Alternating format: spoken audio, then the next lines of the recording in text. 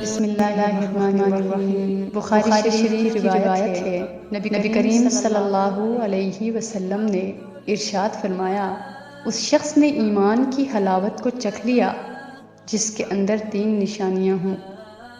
پہلی بات، اس کو اللہ تعالی اور اس کے رسول صلی اللہ علیہ وسلم دنیا کی ہر چیز سے بڑھ کر محبوب ہو جائے، اس کی اولاد سے، ماں باپ سے اور سب چیزوں سے۔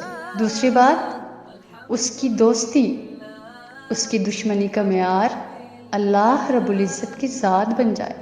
اور تیسری بات کہ کفر کی طرف لوٹنا اتنا ہی مشکل لگے جتنا کہ زندہ آگ میں جلایا جانا۔